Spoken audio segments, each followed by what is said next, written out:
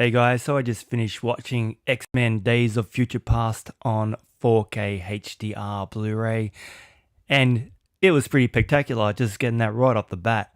Starring Hugh Jackman, Patrick Stewart, Ian McKellen, James McAvoy, Michael Fassbender, Jennifer Lawrence, Halle Berry, Nicholas Hoult, Anna Paquin, Ellen Page, Peter Dinklage, yay, Game of Thrones, Shawn Ashmore, Evan Peters, Lucas Till, James Marsden, and Famke Janssen. So as you can tell from that cast list, it's basically everyone who has been in the X-Men franchise ever has been assembled, pardon the pun, for this return to form from Bryan Singer. The follow-up to First Class, which was a marvelous movie and a nice way to reboot a struggling franchise.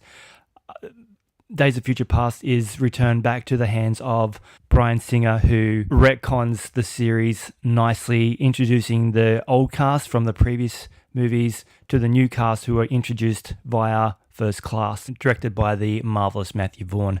Now, this one tells a story about the X-Men. It's set in the near future where basically the X-Men have been decimated by the Sentinels, a nasty bunch of robots created by a guy called Trask, played by the wonderful Peter Dinklage, who have been able to target all the mutants and use their powers against them by adopting the powers and also being immune to all future attacks by the X-Men and all other mutants. So the X-Men have essentially been wiped out, and there's a really beautiful scene at the beginning of the movie where we see Ellen Page and a few of the other X-Men, including Iceman, Shawn Ashmore, getting killed by the Sentinels in a really wonderful opening. But Ellen Page is using a special technique on a character called Bishop, who is able to transfer his consciousness back to a former version of himself, a younger version of himself, where he can warn the X-Men about the impending attack, and then they can vacate the premises so the attack never happened. Now we kind of jump ahead a little bit and we are reunited with Professor X, Magneto, and Logan, who have all joined the fray, and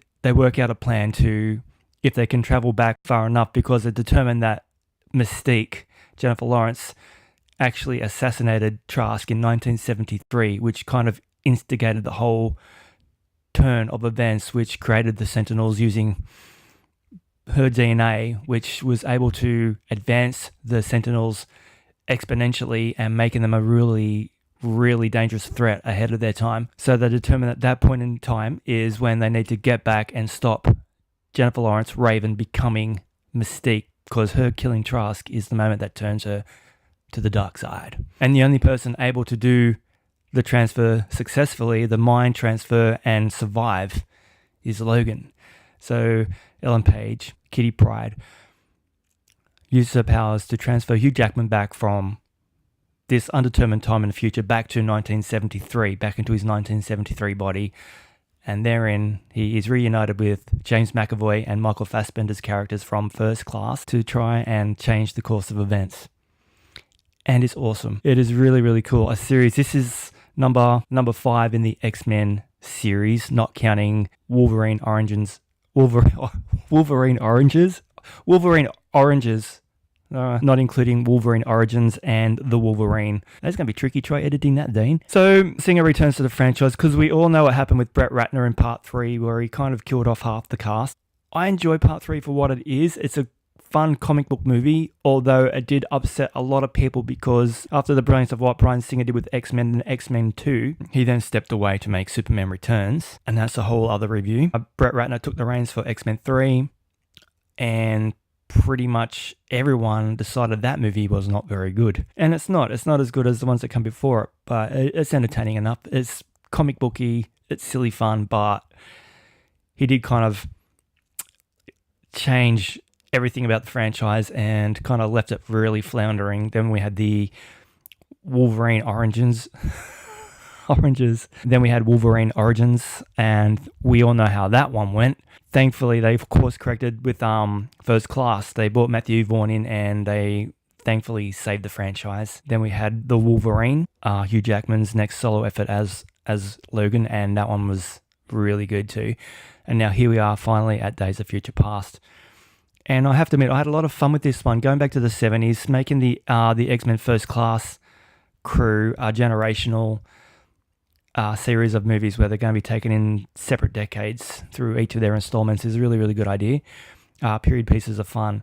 And seeing the cast return from the previous Singer movies is also really, really cool. Famke Janssen does a little cameo, and James Marsden returning as Scott Summers is really nice because they both kind of met unfortunate ends in part 3. Well, Scott Summers in particular, he just was kind of like killed off unceremoniously at the beginning of the movie. Spoiler alert in case you guys have not seen that. And here we are now with Bryan Singer returning and delivering us another really fun, expertly made X-Men movie. It's really, really cool. It's a nice follow-up to First Class.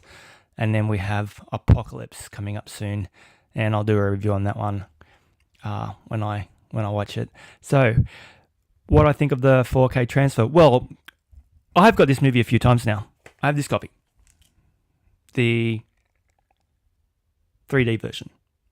Yet to watch it in 3D. Then I got this cut. Oops. Then there's the road cut. Another top-notch version of the film. This is actually the superior one, so if you can get your hands on this one, check it out. The road cut has got a lot of scenes. It's got more of Anna Paquin in it as Rogue.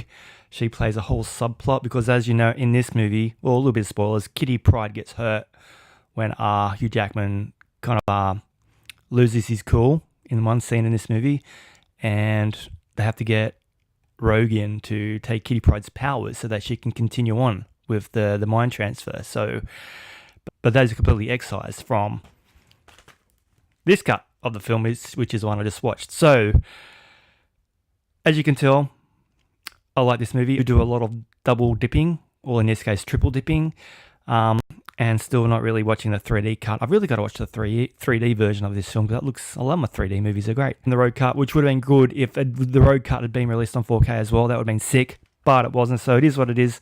I have 3 different versions of the same movie, which is not unknown for me. That it happens, and it probably happens to a lot of you too. If you're watching my channel, I would expect that you're movie fans, and you're kind of watching my channel because you want to know if it's a good idea to double dip and go get a film for the second, third, or fourth time. And with the 4K version of Day of Future Past, yeah, man, it is really, really good. This movie looks fantastic in HDR. There's so much color in this film. It looks stunning. Like I said about the opening scene where the Sentinels are laying waste to the X-Men. There's so many powers being used that include fire and ice and portals opening up with beautiful colors, and it's just eye-popping. And then the 1973 scenes, all the pastels and all the groovy colors, baby. Just phenomenal. It looks so cool. And then all the action sequences later on in the film. Just eye candy. This is a good-looking flick. It looks beautiful in the 4K HDR format, and it is definitely worth the pickup. If you want a triple dip, if you have the road cut and you have the 3D version and you're contemplating the 4K, yeah, it does look fantastic. I only wish it was the road cut and 3D all in one bundle. Maybe I can just bundle them all together in one big soft little package, but it doesn't take up a lot of real estate on the shelf, but still, one package would have been nice. The missus is freaking out about the lack of room.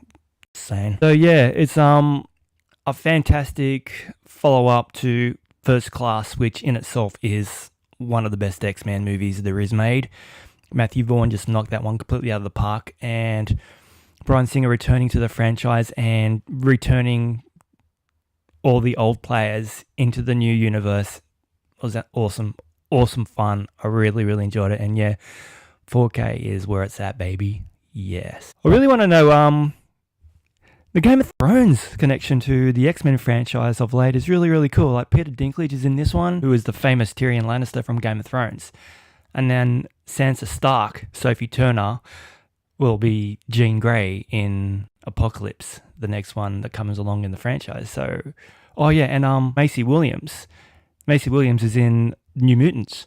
So, yeah, Game of Thrones is bringing its A-game to the X-Men universe. It's really cool. X-Men Days of Future Past is definitely worth the pickup on 4K HDR Blu-ray because it looks absolutely sensational. The sound design is kicking ass. My stereo was just going off the chain. It was awesome. So, yeah, it's worth the pickup, guys. Spend your money. Go buy it again because you know I did. Thank you once again for checking into my channel. Don't forget to subscribe. Throw me a thumbs up. leave a comment, and I'll catch you in the next video. Thanks for watching.